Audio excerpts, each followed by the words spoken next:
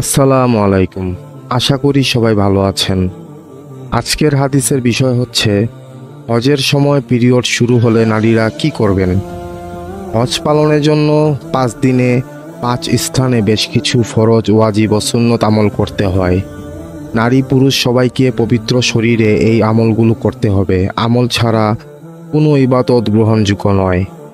হজের আমলগুলো শুরু করার পর কোনো নারীর পিরিয়ড শুরু হলে তার করণীয় হলো হায়েজ অর্থাৎ পিরিয়ড অবস্থায় নারীরা শুধু তাওয়াফ ছাড়া হজের অন্য সকল আমল করতে পারবেন, যেমন উকুফে আরাফা, উকুফে মুজদালিফা, সাফা মারওয়া সাই, কঙ্কন নিক্ষেপ ইত্যাদি। হায়েজ শেষ হওয়ার পর গোসল করে তাওয়াফ করতে হবে। হায়েজের কারণে তাওয়াফ বিলম্বিত হলে কোনো গুনাহ হবে না, সুতরাং এ নিয়ে দুশ্চিন্তা করার কোনো কারণ নেই। যদি তার সফরের সময়কাল শেষ হয়ে আসে কিন্তু পিরিয়ড বন্ধ না হয়, তাহলে সফরের শেষ দিকে ওই অবস্থায় উমরার তাওয়াফ করে নেবে।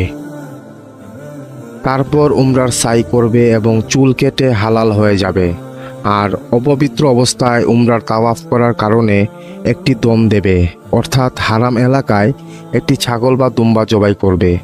আর হায়েজ বন্ধ হওয়ার আগেই ফেরত ফ্লাইটের তারিখ হয়ে গেলে শুধু ওষুধ খেয়ে হায়েজ বন্ধ করে তাওয়াফ করা যাবে। যদি শুরু থেকেই ওষুধ বড়ি খেয়ে পিরিয়ড বন্ধ রেখে কেউ হজের সমস্ত কাজ করেন, তাতেও শরীয়তের দৃষ্টিতে কোনো আপত্তি নেই।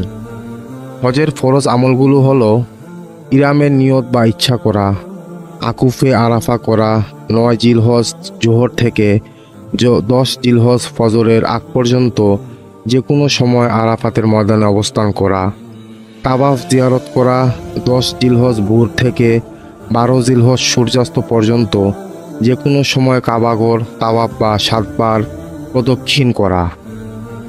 হজের ওয়াজিব আমলগুলো হলো আরাফা থেকে মিনায় ফেরার পথে মুজদালিফায় 10 জিলহজ ভোর থেকে সূর্যোদয় পর্যন্ত সময়ের মধ্যে কিছু সময় অবস্থান করা, সাফা ও মারওয়া সাই করা বা দৌড়ানো, রমিয়ে জিমার বা 10, 11 ও 12 জিলহজ জামারায় শয়তানকে পাথর মারা, তামাত্তু ও কিরান হজে দমে শুকর করা, মাথার চুল মুড়িয়ে বা কেটে ইহরাম সমাপ্ত করা, বিদায়ী তাওয়াফ করা, মদিনা শরীফ রৌজাতুন নবী সাল্লাল্লাহু আলাইহি ওয়াসাল্লাম জিয়ারত করা।